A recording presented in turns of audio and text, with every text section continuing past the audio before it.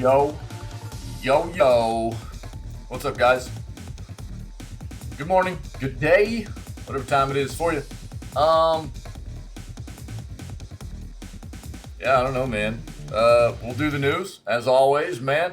We'll do the news, and then it'll be day 2 of Breath of the Wild, man. Day 2 of Breath of the Wild. Took me a bit to kind of get into the swing of things yesterday. It's been a while since I played a Switch game, and the controls are like kind of backwards from, I don't normally play on controller anyways. I'm primarily PC, but anything that I do play on controller, the controls are kind of like, the button inputs are like backwards or opposite of what I'm accustomed to. For most games that I play, and you can't like keybind anything, so it's taken me a bit to wrap my head around trying to get some muscle memory into the gameplay, but we'll get there, man. We'll get there. So hope everybody's doing well. It'll be another good day. We are about to pop up the next tower in Breath of the Wild, so that'll be cool, and we'll move on from there, and we'll see what all we can get into. It's going to be a very long gameplay, but I'm having a great time so far, and Master Mode is definitely proving to be difficult, but I'm enjoying it. That's what matters, so we'll keep pushing with it. Let's go ahead and do what we do. Let's get in here and check out what's new in the world of video gaming. Let's do this news segment, okay? Before we head over there, let's take a look at this, alright? Check it out. This is what we're listening to this morning. This is some Crypt of the Necro Dancer OST stuff, yeah. I've not played this game yet. I would like to in the near future, but I do dig the soundtrack very much. Soundtrack on Steam comes with a lot. This is like just the base soundtrack. And you can see it's pretty extensive, just and the amount of music that comes in just this, but it comes with like a ton of other remixed and songs and stuff like that. It's a lot of music. So if you're into this kind of video game music and stuff, then check out Crypt of the Necro Dancer OST. Okay, we'll go ahead and cut it. Let's get into this new stuff. See what we got. Nintendo shuts down Smash World Tour. Organizers losing hundreds, probably of thousands of dollars. Take a look at that.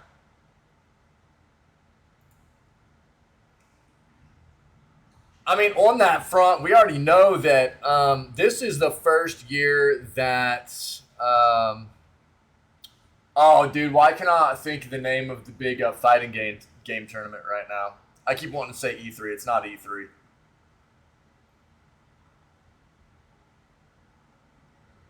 Why am I tripping, man?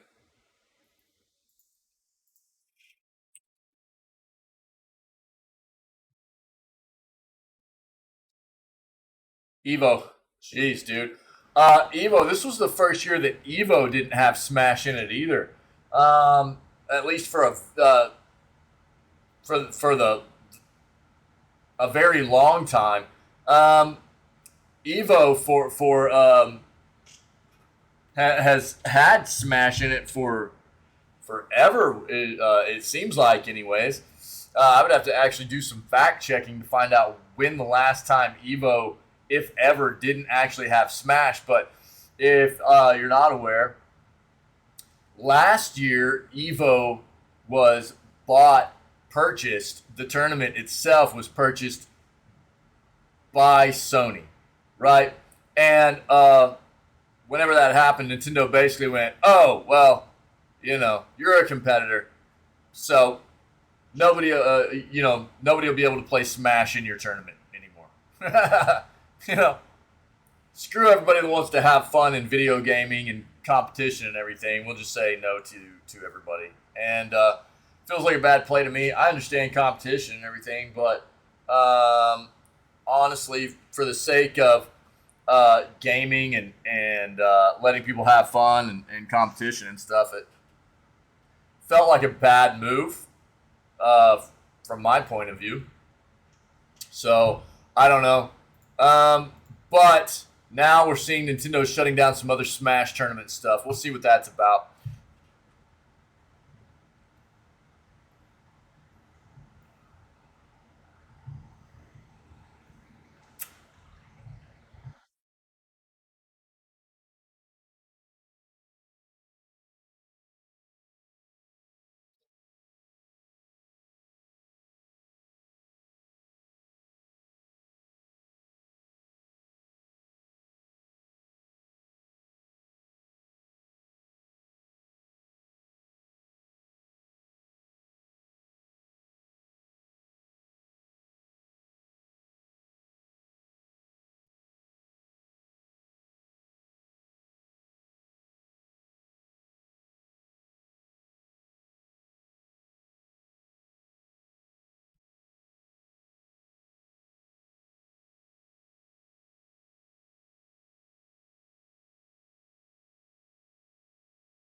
This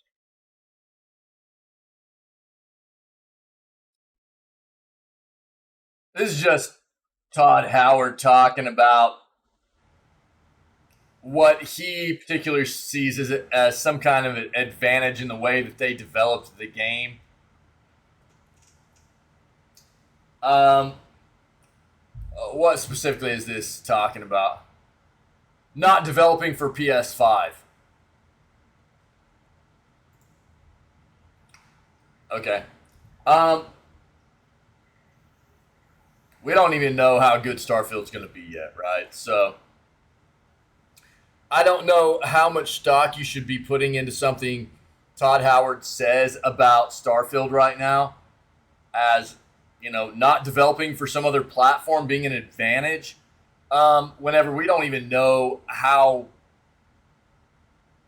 good the software is yet, if it comes out and it still feels like crap, even on Xbox, everybody's going to go, okay, so not that really wasn't an advantage at all. You guys still kind of, destroyed this game, and you didn't even have to worry about putting it on PS5. And then on the other hand, people will go, well, maybe you could have still put it on PS5, or maybe it was an advantage. Who knows? That's just Todd Howard talking. We won't dive into that. Free PlayStation Plus PS5 and PS4 games for December leaked. We'll take a look at that.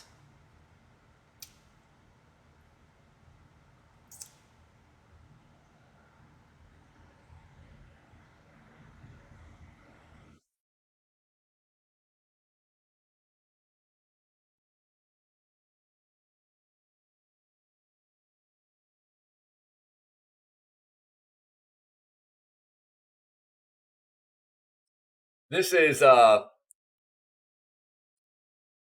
to backtrack a bit. Over the past few days, we've hit on the fact that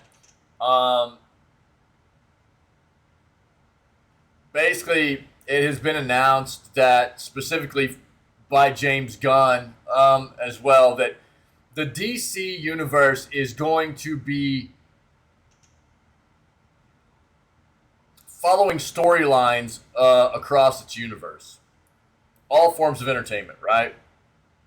They've kind of announced that, which is in contrast to what the Marvel universe is doing.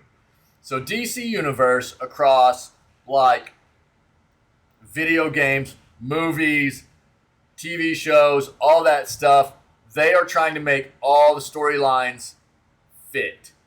They're all going to play into one another. The narratives are going to tie in, right? Whereas Marvel has kind of come across and said, look, we're going to separate our video gaming worlds from our more of our universe in the realm of entertainment that has to do with movies and television.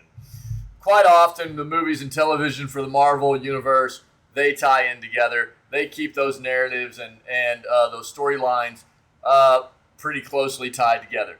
But for the gaming stuff, they've come out and said that they don't want to do that. They feel like doing that is going to hinder the creative minds behind the development of the video games. They want those people to be able to create these big universes and stories and things like that, and they don't want to be kind of put a ceiling on that, to where they have to follow specific storylines and timelines and things like that. So this is basically just somebody's take, it looks like. I can see a statement right here. This would be terrible news for game developers, saying that this seems, from their point of view, to be a big mistake on the part of DC. I'm not going to dive into this because I can see it working both ways. It's going to be, I think,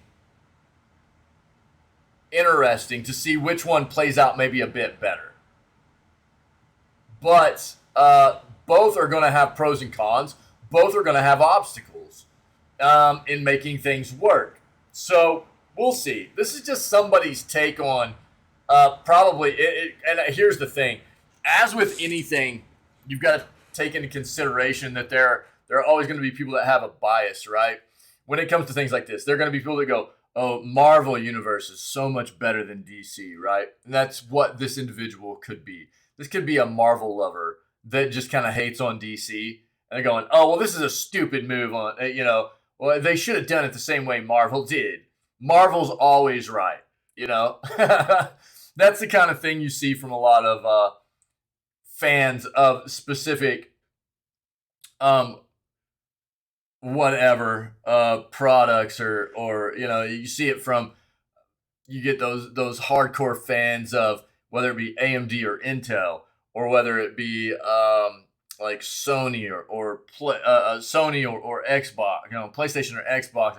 You get those people that feel like their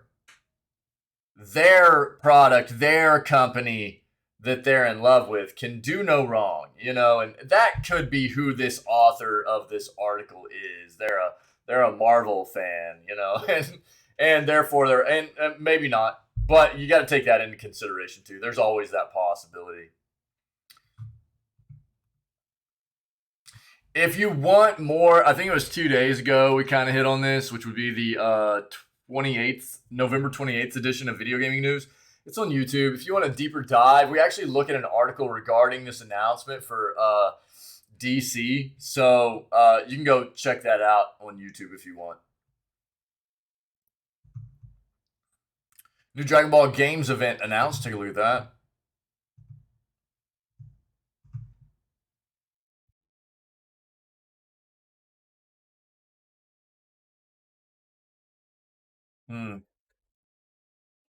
Loot boxes cause financial and emotional harm to children.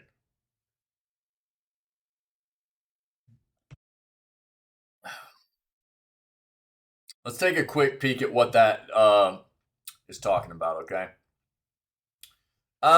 Looks like Windows 11 is rolling out some fixes for the gaming performance issues it's been dealing with for so long. So if you are on a PC running a Windows 11 operating system, you might finally be in luck that Windows is potentially rolling out updates to fix some of those issues.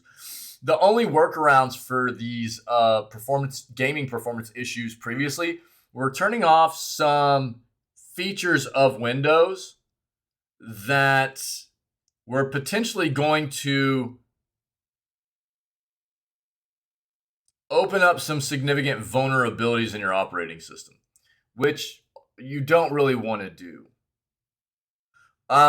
So that was one of those things we touched on a while back, and it was like, look, this is what people have found to kind of circumvent these Windows 11 gaming issues, but I kind of advised against it if you could keep from doing it, because you really don't want to present any kind of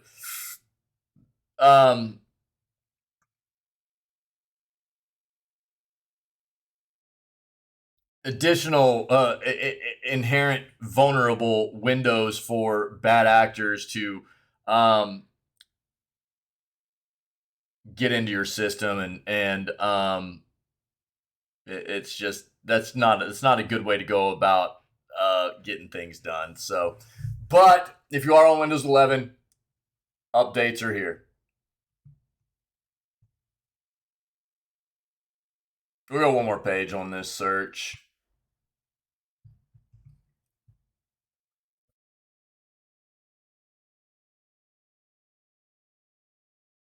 Marvel's Midnight Suns official launch trailer is out. That game will be hitting on the 8th of December. I think that's what I had. I had a Callisto Protocol and Marvel's Midnight Suns release dates mixed up, I think. So Callisto Protocol is supposed to be releasing on the 2nd of December, and I think Marvel's Midnight Suns is supposed to be releasing on the 8th. But we'll take a look at the official launch trailer here, okay?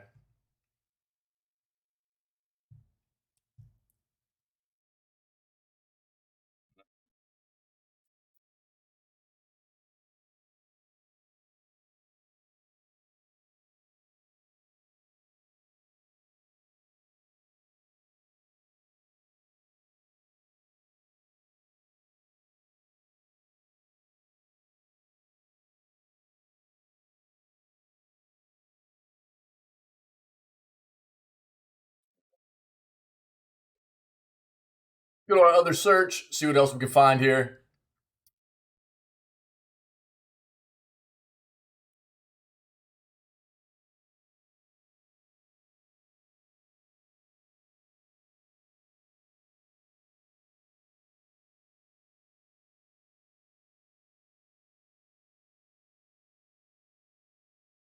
Talked about this yesterday. Mystery Flesh Pit National Park.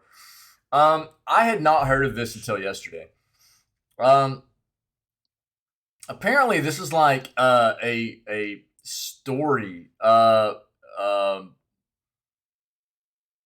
story that is been developed by this individual that has some cool artwork to go along with it and everything. It has become very popular and had gotten to the point of a video game was slated to be developed and had been initiated a Kickstarter and everything. But through the early development of this, we hit on this yesterday in an in-depth article. This creator of the Mystery Flesh Pit National Park, this Roberts individual, basically saw a lot of flaws in what they thought the vision for this video game should be, which was something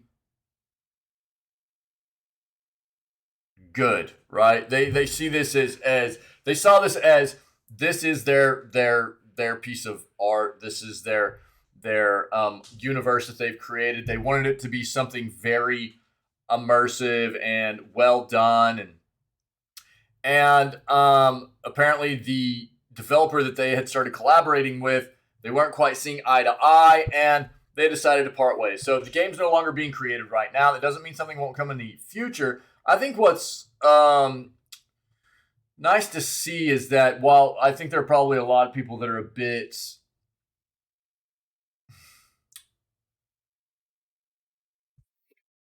hurt about the fact this isn't going to be a game right now, it's really good to see somebody that has created a universe that isn't just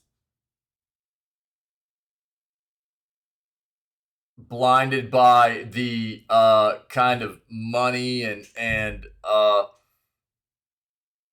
things like that come along with trying to get a video game made. They're actually more concerned with the quality of this project, the quality of the software, the gaming experience, and bringing a playable, immersive kind of experience to the people that want to experience this world even further, right? So I think it's very refreshing to see that from somebody.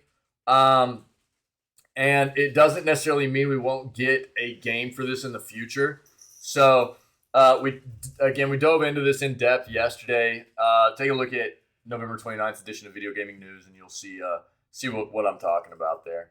But it's a pretty cool little read there.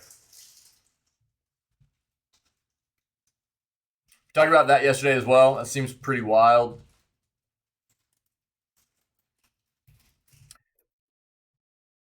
Oh wait, that was Sony. The one we saw yesterday was Sony. Oh, this is new. EA patents new technology for interactive reenactment and collusion detection in video games. The one we read about yesterday was Sony's patent for basically guiding people towards walkthrough material in games where they might be stuck, is TLDR, what we came across yesterday. Again, yesterday's news segment, if you want to check it out, is on YouTube if you want to see what Sony's was. But we'll read about what EA has going on here.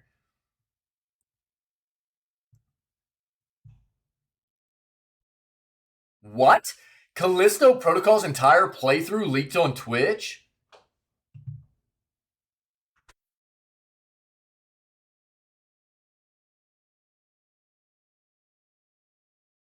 That's terrible, man.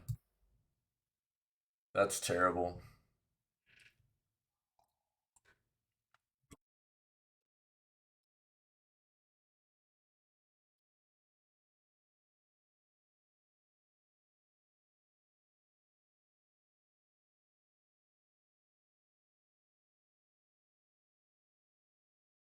I'll have some pretty strong opinions in regards to that article, and I'll elaborate on those when we hit that article.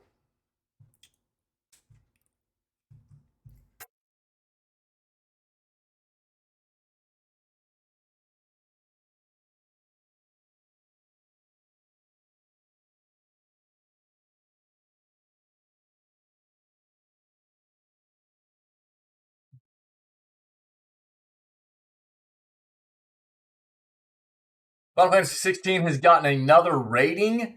Looks like the release is basically impending. I don't think we hadn't seen an official release date yet, but this basically is just confirming we should get one pretty soon. We'll take a look. Go one more page here, and then we'll dive into all these articles.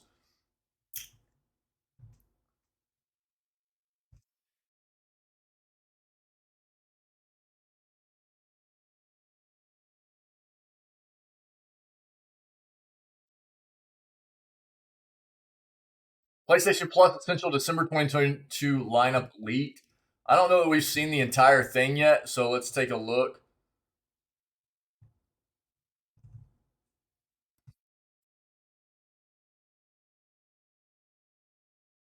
Yeah, we read yesterday they're making a new Starship Troopers game. That's cool.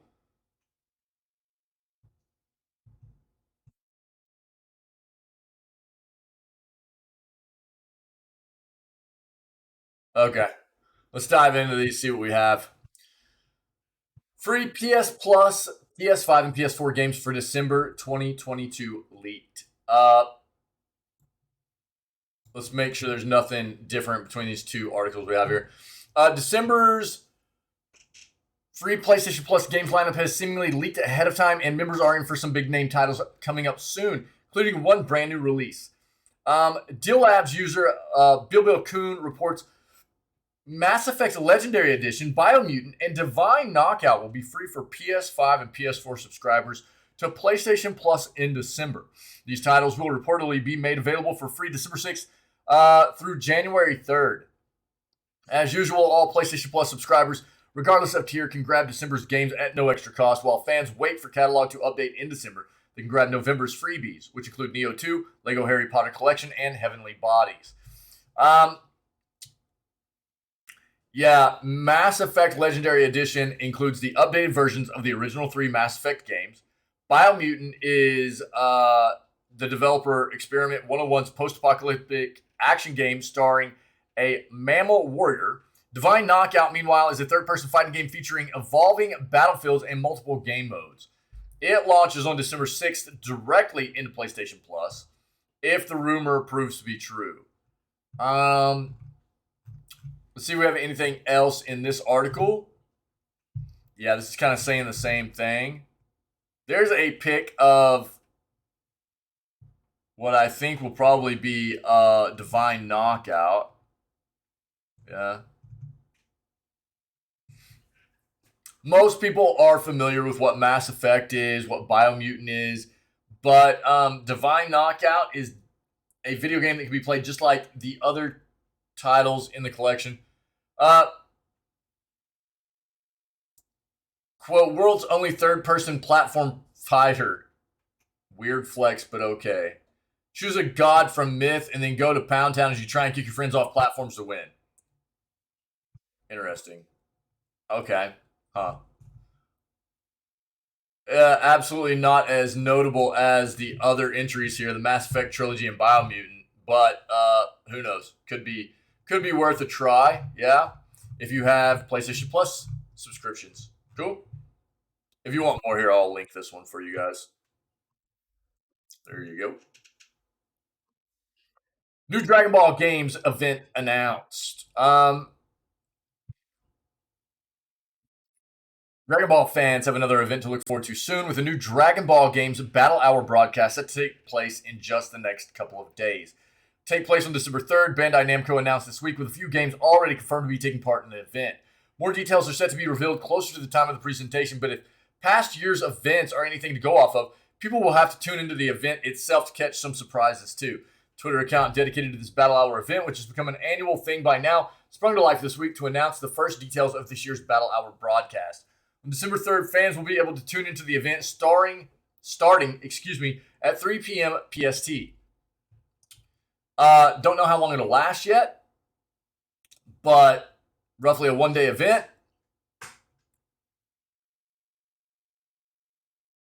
Games that will be present, Bandai Namco has confirmed that at least 3 will be featured, including Dragon Ball Super Card Game, Dragon Ball Legends, and, of course, DB Fighter Z. Possible that, those are, there could be other games, right? So, games like DBZ Kakarot and DB The Breakers could be there as well. We're just not sure yet. Quite often, DLC character announcements have been a big thing for these sorts of Dragon Ball events in the past, so pretty likely to expect to see more of that during this event. Okay? I'll link this one for you guys as well if you're interested. There you go. Loot boxes cause financial and emotional harm to children. That's according to new research from Newcastle and Loughborough universities. I love that they use Overwatch loot box as the pick for this. Just rubbing in all the Overwatch people's faces that they don't get loot boxes anymore. You know what I mean?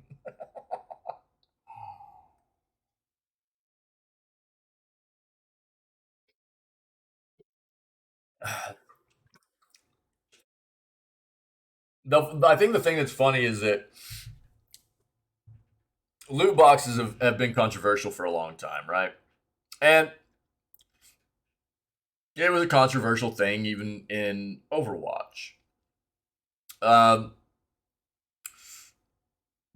big I think the big thing to address with the loot box stuff is it can quite often come off as a gambling-esque mechanic. That is what it is. It is more often than not utilized in a way to draw people in to gamble on spending money to purchase these kinds of unknown things. It's like a gambling thing where it's RNG based. You open it and If you get lucky, you get something really cool. And most of the time, you're not going to get lucky, right? But it's that thrill. It's that gambling thrill is what's there. And quite often, you can spend money to continually open these things, right? I think the big thing is children, right? This is always kind of been my focus is adults are gonna adult, man, or adults are gonna try to adult. So I don't know. Ultimately, adults are responsible for themselves. They are more mature. They've got most of the time fully formed brains, and they can take on a better addressing of gambling types of mechanics and things like that. And ultimately, if you're an adult, then you make those decisions on how you want to spend your money. For kids, man, it's a matter of trying to prevent them from being exposed and persuaded and into these kinds of gimmicks while they're young and vulnerable and not fully aware of what actually is going on here. I think that's the big deal. New research from UK University shows that loot boxes cause financial and emotional harm to children. A new report from Newcastle and Loughborough University said that the highly alluring items being advertised to them while gaming was leading to an inability to track their spending. It went on to recommend that loot boxes be restricted for sale to under 18s and digital currencies within them be replaced by actual currency. The report stated there are clear parallels between the visual and auditory design of chance-based mechanisms in digital games, and the design of regulated gambling machines and systems. For example, we encountered slots and spinning wheels in many digital games played by children and young people as part of our empirical research. Many of these gambling-style mechanisms portray near misses, where the game gives the player the illusion that they've just missed out on an item typically of a higher rarity or value in the game. We know that for some children and young people, this led them to spend more money on loot boxes in the game than they had initially intended. This is Apex, right? They do the same kind of thing. But you can, there are some of these games where you can just naturally earn some of these, but that's also a way of getting people a taste of what loot boxes are. And then you can go hey, you can also just spend some real life money and buy more of these, That's the way they get a lot of people. Earlier this year, the UK government warned the video game industry that it needs to crack down on how it treats loot boxes, or it'll be met with legislation tightening up the issue. The Department for Digital Culture, Media, and Sports, DCMS, has found a link between the problem gambling and loot boxes in games, and it has called for game companies to step and improve protections for children in a new press release. These findings follow a call for evidence on the impact of loot boxes by the UK government back in 2020, with this release now calling for the in-game purchases to be made unavailable to children unless approved by a parent or guardian. More specifically, Xbox's parental controls were mentioned, with the government wanting to build on protections like this. Otherwise, legislation will be considered. However, a new study from this August claimed that a countrywide ban on loot boxes isn't practically achievable. That is the tough thing, right? That's the big hurdle. It comes after it was found that Belgian law passed in 2018 ruling loot boxes as a form of gambling and therefore illegal wasn't being enforced. Yeah. The inclusion of loot boxes in games is expected to generate around $20 billion US in revenue over the next roughly 2 years. That's $10 billion a year over the next 2 years just on loot boxes in the gaming industry. That's a lot. People love to gamba, man. But again, I mean, look, I think the big thing here is trying to gambling's an addiction. Gambling can be an addiction. It's not always, but it can be an addiction. And I think the important thing is, yo, what's up, buddy? What's up, Wick? I think the important thing is getting good education out there for people on what these kinds of mechanics are about, how they pull you in, how not to maybe, be so susceptible and to succumb to such mechanics from a young age, which I think is why it's important to kind of find ways to circumvent younger audiences having having access to loot box functionality in video games. I think it's important. Adults, whatever. You know what I mean? There'll always be the argument behind, well, I'm an adult. I can spend my money the way I want. Cool, man. It doesn't necessarily, take away from the fact that it doesn't matter how old you are. Gambling, it can always be a significant issue for human beings, right? I mean, it has actually destroyed people's lives because it can be a significant addiction for people, right? Burn it down, dude. Oh, yeah, dude. Yeah, I don't know. I mean, do we need to talk about this? Dude, oh, God. I figured, if you didn't catch wind of it during the stream, if you didn't see it happen, I figured somebody would come talk to you about it or something. I don't know. Just trolling? All right, dude. I don't know. I even went back and watched the stream yesterday, and it was like, I don't know. It seemed, I don't know. Usually whenever something like that happens, I go back and watch how I handled things to go, maybe I wasn't on with that. But from where I was sitting, dude, it seemed appropriate. I don't know, dude. I don't know. Well, we can talk about it later or whatever. Check out Marvel's Midnight Suns official launch trailer. Let's watch this thing. Did you just hear about it later, like after the fact, or what?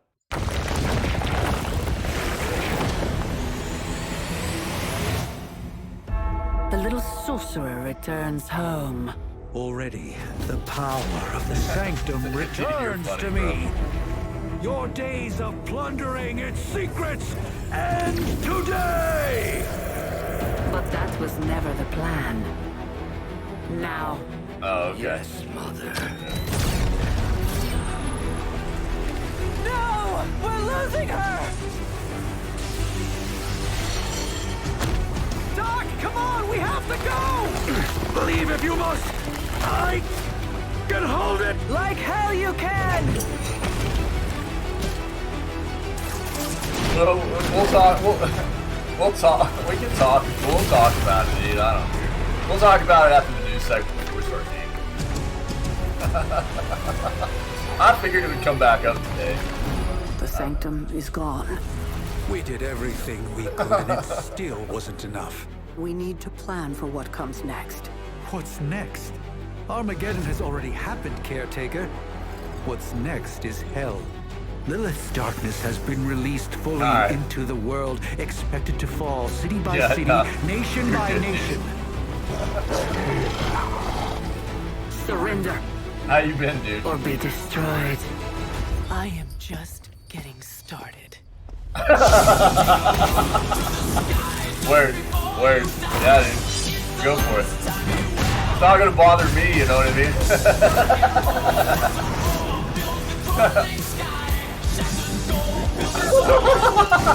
Yeah, dude.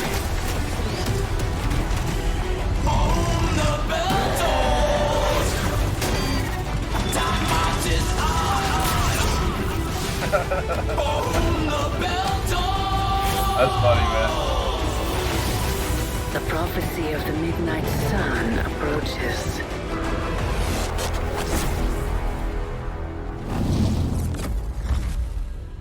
How the shop's doing, dude? That looks cool, man. Wolverine, so Midnight Suns If you're not familiar, this is like, so, you know, obviously that's like a lot of cinematics and stuff, but it's like this whole tactical based, kind of turn based combat stuff where you utilize a card mechanic, and there's some different stuff going on in here. Yeah, a few days away.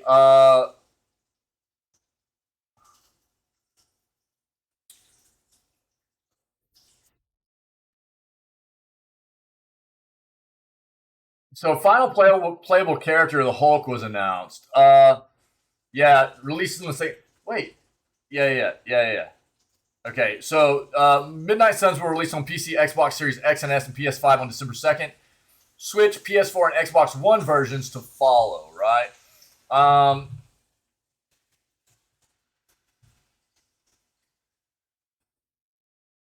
So 13 playable characters, with the final one again being the Hulk. And there's a lot of character deep dives. They've shown a lot of, they've got like specific character showcase videos out there and stuff like that. If you want to dive into that stuff, we've seen a lot of them. Just time for the holidays, yeah. Oh, you got gift cards. That's sick, dude. Nice. That's really cool, man. Yeah, very cool, man. Awesome. Yeah, that's a pretty cool play, man. Interesting. Nice. So we'll see how it goes. Obviously, you know, there's another superhero-esque kind of game that came out recently. Yeah. If you recall, from Warner Brothers, it hasn't done too well. The whole Arkham Knights experience.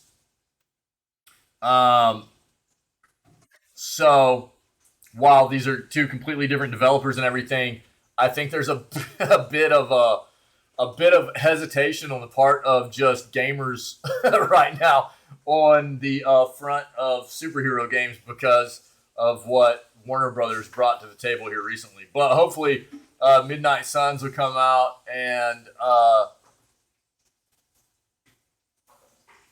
give people something nice to play for superhero games, in opposition to what Warner Brothers brought to the table here recently.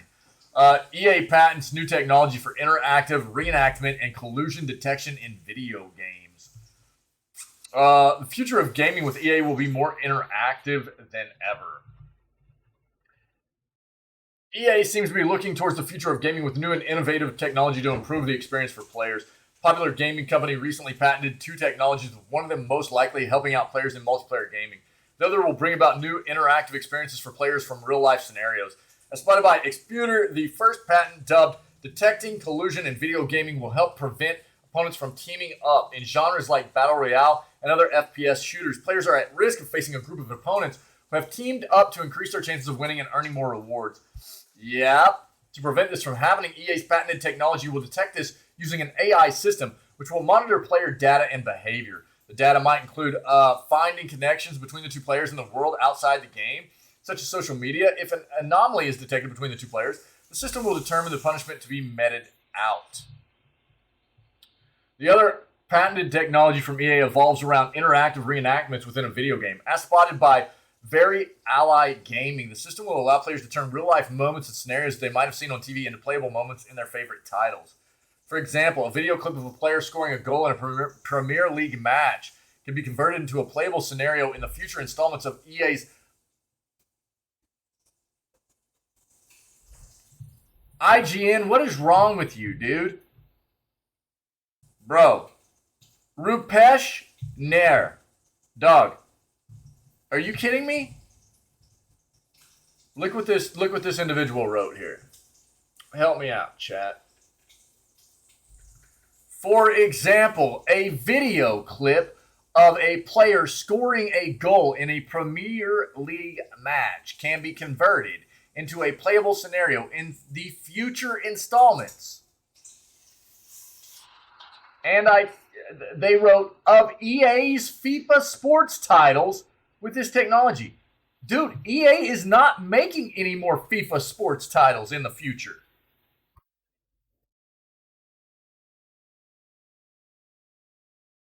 I don't even play these games. I've never played an EA FIFA sports game, and I know this. How can you be riding on stuff like this and screw stuff like this up? EA, it does not make FIFA titles anymore. That is done. These games will be called EA Sports FC moving forward. They will have no affiliation with FIFA at all. What a huge screw up right there, dude. EA detailed the systems working in the patent, which includes identifying the assets present in the video clip and mapping them onto the video game. Once that's done, the game can then reenact the entire scenario for the player, who can then control the scenario and change it to their liking. What I love is that they used it as an example. Like, this is the example they use. They could have used anything, and this is what they used. And what... I don't know, dude. Are you even a gamer, bro? I don't think so, Rupesh.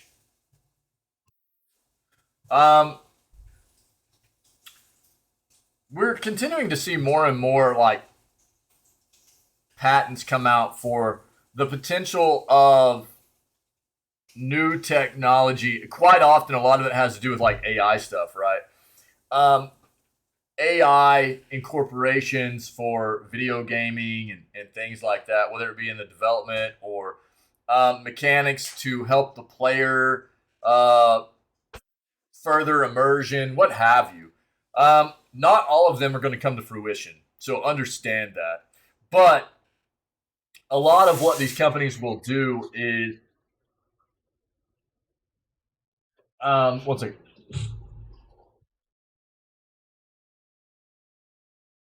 A lot of what these companies will do is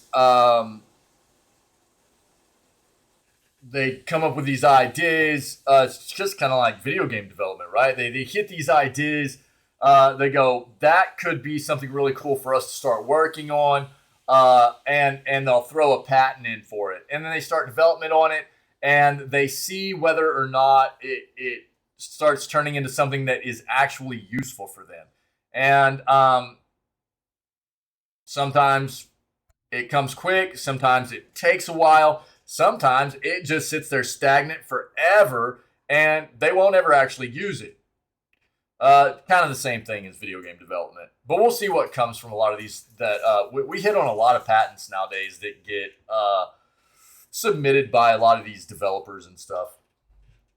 Callisto Protocol's entire playthrough leaked on Twitch. This is rough, dude. I'm going to hit on that last, probably. Let's hit on that last. Nintendo shuts down Smash World Tour. Organizers losing hundreds of thousands of dollars. The decision has blindsided the team, who truly believes things were progressing positively.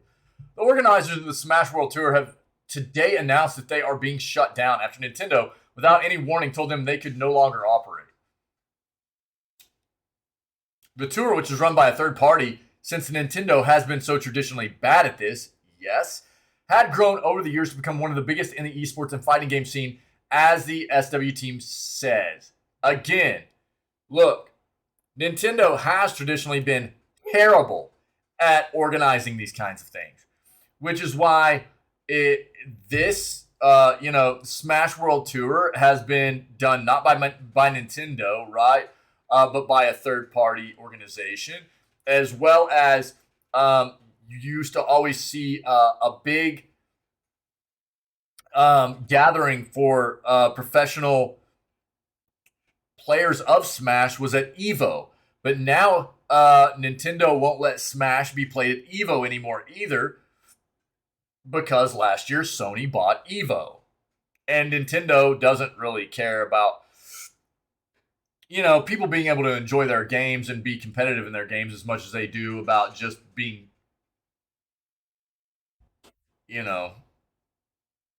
throwing shade at Sony, going, oh, you own EVO now? Guess what? We're not going to let anybody play Smash at your tournament. Ha! You know, when really it just comes off as a hit against the community of gamers that love their title. It doesn't come off as something that they did against Sony. It looks bad on them. In 2022 alone, we connected over 6,400 live events worldwide with over 325,000 in-person entrants, making the Smash World Tour, or the Tour, the largest esports tour in history for any game title. The championships would also have had the largest prize pool in Smash history at over $250,000. The 2023 Smash World Tour planned to have a prize pool of over $350,000. That's all toast, though, because organizers now say without any warning, we received notice the night before Thanksgiving from Nintendo we could no longer operate. While Nintendo has yet to comment, we've reached out to the company. Update, see comment at the bottom of the post. Nintendo recently teamed up with Panda to run a series of competing, officially licensed Smash events. While this will be a disappointment to SWT organizers, fans, and players, it has also placed the team in a huge financial hole since so many bookings and plans for the events had already been made, as they say in the cancellation announcement. We don't know where everything will land quite yet with contracts, sponsor obligations, etc. In short, we'll be losing hundreds of thousands of dollars due to Nintendo's actions. That being said, we are taking steps to remedy many issues that have arisen from canceling the upcoming Smash World Tour Championships, especially for the players. Please keep an eye out in the coming days for help with travel arrangements. Given the timeline that we were forced into, we had to publish this statement before we could iron out all the details. All attendees will be issued full refunds. Dude, that feels so bad. The move blindsided the SWT team, who had believed after years of friction, they were starting to make some progress with Nintendo. Guess not. In addition to Nintendo now stipulating that tournaments could only run with an official license, something SWT had not been successful applying for it, the team also alleged that Panda went around undermining them to the organizers of the individual events that linked together under the umbrella title of the World Tour. They also say that while Nintendo continued saying nice things to their faces, Panda had told these grassroots organizers the Smash World Tour was definitely getting shut down, which made them reluctant to come on board.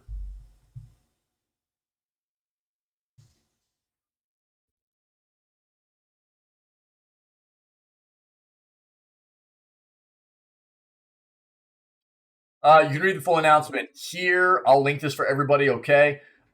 Which goes into a lot more detail and closes with an appeal that Nintendo reconsiders how it is currently proceeding with their relationship with the Smash community as well as its partners. I will never attend a publicly licensed Nintendo or Panda Circuit event ever again. I will continue to support grassroots, locals, and majors unaffiliated with Nintendo that have been the lifeblood of our scene for 20 plus years. Yeah, that's tough, dude. A Nintendo, this was today, early this morning, Eastern time. A Nintendo spokesperson told Kotaku, unfortunately, after continuous conversations with Smash World Tour and after giving the same deep consideration we apply to any potential partner, we're unable to come to an agreement with SWT for a full circuit in 2023. Nintendo did not request any changes to or cancellation of remaining events in 2022, including the 2022 championship event, considering the negative impact on the players who are already planning to participate. SWT's organizers have disputed Nintendo's statement, issuing a follow-up of their own which reads, "We did not expect to have to address this, but Nintendo's response via Kotaku has been brought to our attention. Unfortunately, after continuous conversations with Smash World Tour," this is what Nintendo's quote was, right? "We are unsure why they are taking this angle, especially in the light of the greater statement and all that it contains. To reiterate from the official statement from Nintendo, as a last-ditch effort, we asked if we could continue running the championships and the tour next year without a license and shift our focus to working with them in 2024. We alluded to how the last year functioned in that capacity with a mutual understanding that we would not get shut down and focus on the future. We were told directly that those times were now over. This was the final nail in the coffin, given our very particular relationship with Nintendo. This is when we realized it was truly all being shut down for real. We asked if they understood the waves that would be made if we were forced to cancel, and Nintendo communicated they were indeed aware. To be clear, we asked Nintendo multiple times if they had considered the implications of canceling the championships as well as next year's tour. They affirmed they had considered all variables. We received the statement in writing from Nintendo shortly after our call. It is Nintendo's expectation that an approved license be secured in order to operate any commercial activity featuring Nintendo IP. It is also expected to secure such a license well in advance of any public announcement. After further review, we found that the Smash World Tour has not met these expectations around health and safety guidelines and has not adhered to our internal partner guidelines. Nintendo will not be able to grant a license for the Smash World Tour Championship 2022 or any Smash World Tour activity in 2023. To be clear, we did not even submit an application for 2023 yet. The license application was for the 2022 championship submitted in April. Nintendo, including all 2023 activity, was an addition we were not even expecting. In our call that accompanied the statement, we asked multiple times if we would be able to continue to operate without a license as we had in past years, with the same, quote, unofficial understanding with Nintendo. We were told point blank that those times are over. They followed up on the call with their statement in writing, again confirming both the 2022 championships and all 2023 activity were in the same exact boat. Yeah. First quote under Nintendo once again showing they have no idea how their community actually functions. Yeah. Yeah, dude. That feels terrible. Again, I mean, this is what I was talking about before. Nintendo, you know, they are not very good with their community, man. They whether it comes to like things like this or giving people access to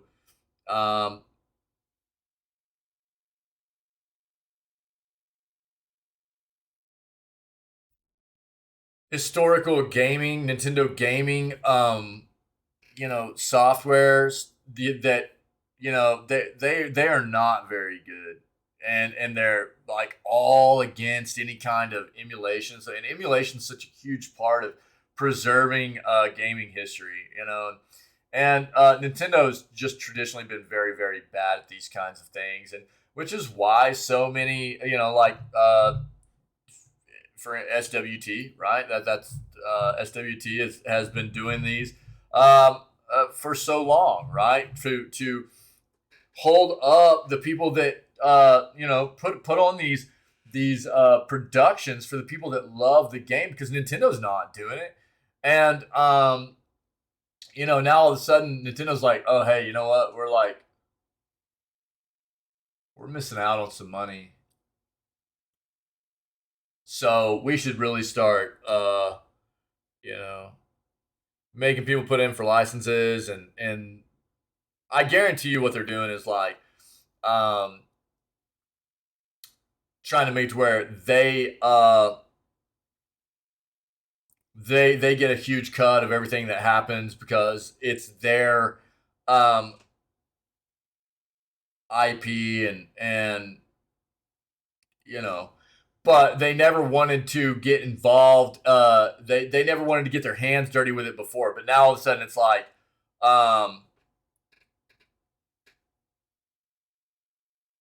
you know, they don't want anybody. Like I said, even with Evo, it's like, oh, Sony bought Evo, so now they're the ones that own the production of this huge fighting game tournament.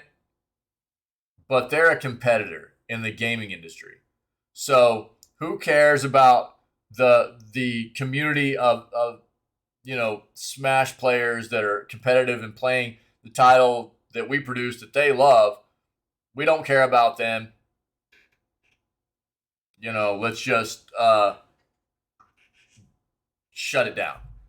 Nintendo sucks like this, man. It feels really, really bad. And as much as I would like to see, like this quote right here, talking about this person actually kind of boycotting Nintendo or Panda Circuit events, I would love to see most people take that stance to where Nintendo kind of has to backtrack on this, but it probably won't happen. It's just not fair that Nintendo has never wanted to be involved. And now all of a sudden they're like screwing everything up, you know? Final Fantasy 16 receives another rating as likely release date reveal looms. An announcement is still slated before the year is out. So FF16 has received another rating amidst reports that a release date announcement could be imminent. Gamatsu reports that Final Fantasy 16 has been rated in Brazil. It's already gotten ratings, I think, in Korea as well. Maybe another country or two. I know I'm like 99% positive Korea happened as well. 16 plus rating in Brazil at this point.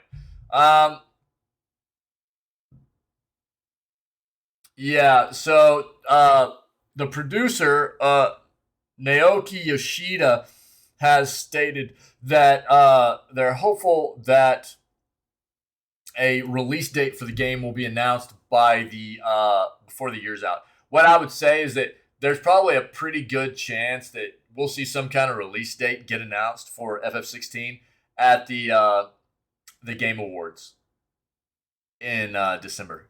Yeah. So, when is that happening, by the way? Oh, December 8th.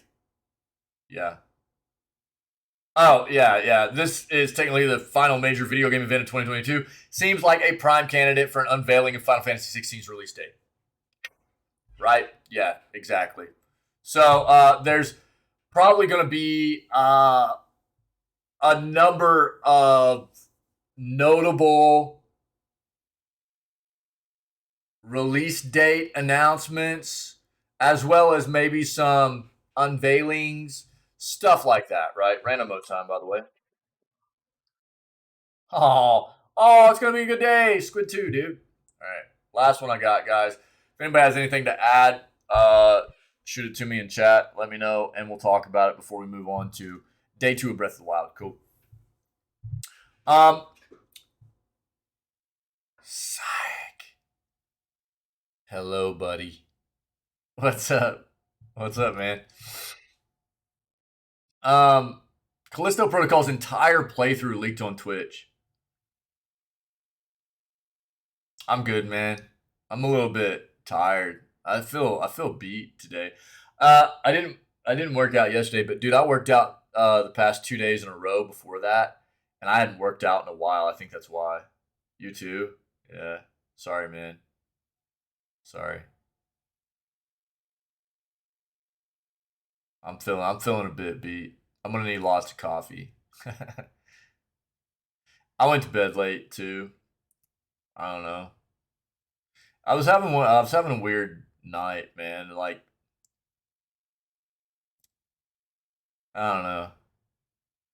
Last night, like, I was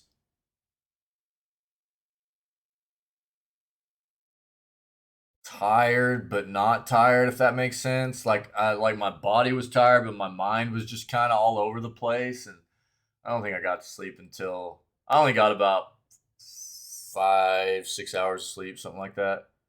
Breath of the Wild side effects, maybe, dude. Maybe, dude. No, I had a good time in the game yesterday. I had a good time. I said that at the beginning of the day today. I'm having a good time. Fire bad, dude. Yeah. I'm having a good time in the game. It has taken me a while to wrap my head around the controls, man, because I haven't played a Switch game in a long time, and there's some of the controls that are just kind of backwards from a lot of the. I don't normally play on controller anyways, most games I play, but whenever I do play on controller, it seems like the buttons are like kind of opposite to an extent. So I'm having to wrap my head around getting some muscle memory put in, and it's taken me a bit, but I'm getting there. The game's fun. The game's amazing. I'm enjoying it. It's just gonna take me a second to get my hands to work right. Gravity also bad. Yeah, dude. Yeah. I'm sorry you're not feeling great, dude. Yeah. We'll get through it, brother. We'll get through it, man. This feels bad, man. I saved this article for last because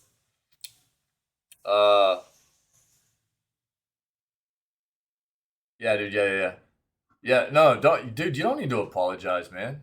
No, you do what you need to do, buddy. Callisto Protocol's entire playthrough leaked on Twitch 2 days before launch. The whole game has been streamed by one person on Twitch. I'll say this. If somebody streamed this entire game in one sitting, it's not very long. That's what I was worried about with the size of the game, too. When we found out yesterday the size of the game was about 45 gigs with a patch of 20 to 25 after it comes out. I was like, I'm worried about what that means for the length of the game, though. What was a jam-packed November when it comes to video game launches comes to an end today, but don't sit back, relax, and finally finish playing Sonic Frontiers just yet. The start of December is just as busy. One of the games you've been eagerly awaiting is Callisto Protocol. You might want to steer clear of Twitch from this point on.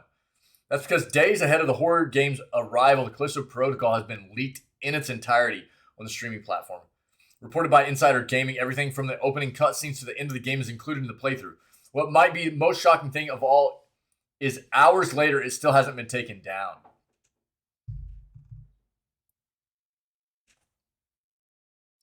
Unclear how exactly the streamer has managed to bag the game early.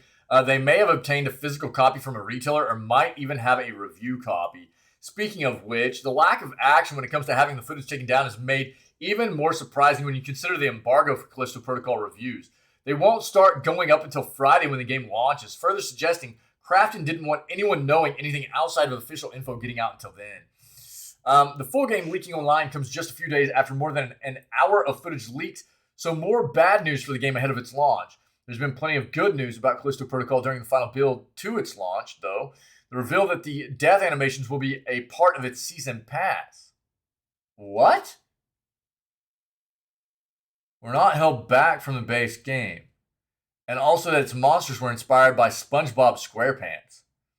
Leaks have been commonplace in video games this year, showing that even the biggest studios aren't safe and that perhaps stricter measures need to be implemented. Even Rockstar isn't immune from its biggest projects being shown to the world ahead of time. Earlier this year, multiple clips from an early version of GTA 6 made it out to the world. Unlike the Callisto Protocol's footage, they were quickly taken down. What?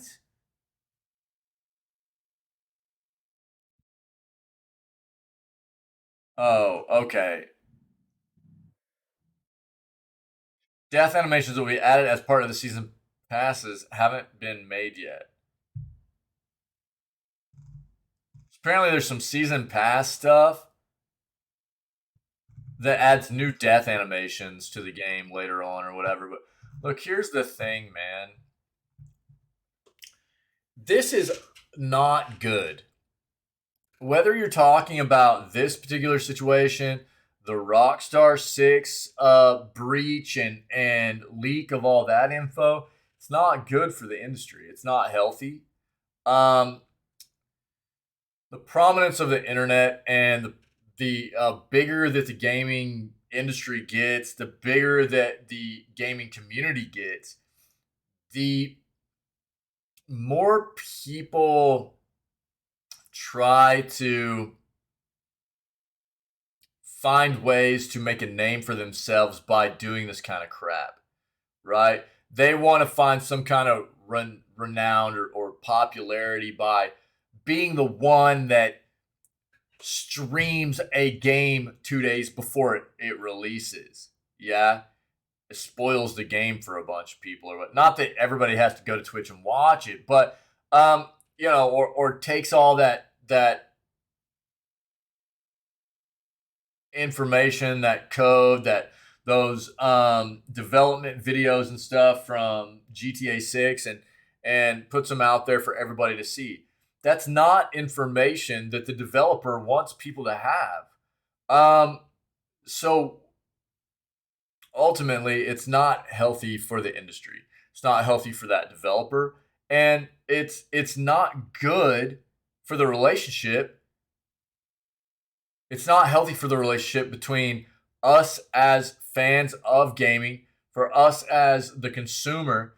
It's not healthy for the relationship between us and the developer. Don't get me wrong, okay? There have been things that have harmed that relationship on both sides. Developers have done things in the past that have made us, as the consumer and fans of gaming, very hurt, very weary of purchasing games whenever they first release, things like that. There have been repercussions for that. But understand this. There are also going to be,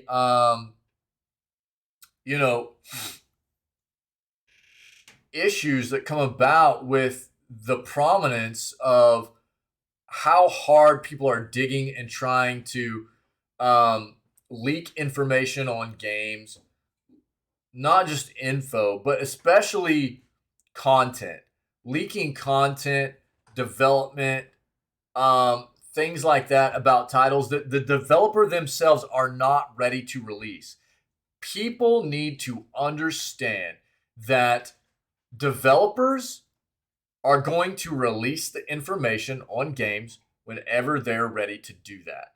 Whenever they're comfortable and they feel like the game is at a certain point that they are ready to release particular parts and information about those titles, they're going to give it to us. It's not, because what we're doing is, when people do this kind of thing, you're forcing the developer's hand. You're forcing them to divulge information about the titles they're not ready to release yet. And it's just not healthy. It's not healthy for the industry. It's not healthy for the relationship between us as the consumer and fans of video games and the developers themselves. And I really wish people would take a harder look at what that is, rather than just trying to get some kind of renown or some kind of clout or whatever in being the one that gets this information out into the public. It's not good for either side. It's really not. Ultimately, it's just bad all the way around. It doesn't do anything. It doesn't help anything,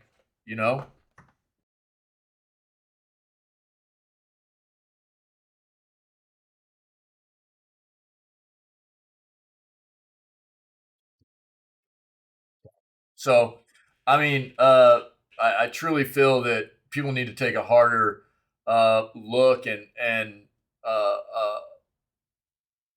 a better stance at maybe even trying to, again, I know there's two sides to the story here all the time. That, there have been a lot of people that have felt duped and cheated by developers in the past because of the hype train that they'll put out about games that are being developed, and then you go spend $60-$70 on a game and it feels like crap, and so I get it, man. I mean, we as the consumer and fans, we have definitely felt cheated quite often, but there just needs to be better from the developers for us as the fans, and there needs to be better from us as the fans for the developers. A better relationship all the way around is just going to create a better gaming environment for everybody. I just wish people could see that. That's what I've got. I'll quit ranting. That's what I got, man. That's the news. Them's the breaks, man. So I don't know. It feels bad that I don't know how somebody got the game 2 days ahead. I will say that if they streamed the entire playthrough in one sitting, that game's not very long. Callisto Protocol is apparently not a super long playthrough. So maybe not a ton of content there. We'll see. We'll see what happens. They could have rushed it, worried about the stream potentially getting taken down. I am kind of blown away that the stream wasn't taken down and the content is still up. Maybe, I don't know, man. That's weird. You would really figure that that content would have gotten DMCA'd copyright strike. And I don't know, maybe it's the developers trying to build a hype train or something. Otherwise, I mean, I wouldn't normally say that. I really wouldn't. But why else would the content not be taken down at this point? Maybe it is by now. Maybe we're just a little bit late, but we'll see tomorrow probably. Appreciate everybody who's part of this community, and thanks to everybody that was part of the new segment today. For anybody that's checking out this content as a VOD later on YouTube or Twitch, if you're enjoying the content from the video gaming news segment, see what you can do about coming and hanging out with myself and the rest of this amazing community when we go live at 6 a.m. CST every single day. Start all of our streams off with video gaming news before we jump into whatever video gaming content we have slated for the rest of the day, okay? Other than that, stay healthy, stay safe, be kind to one another, and we'll catch everybody tomorrow for what will be December 1st. Dude, we're going to be December tomorrow? Holy crap, man. Insane. So, yeah, tomorrow will be December 1st edition of Video Gaming News and day 3 of Breath of the Wild to follow that. Cool.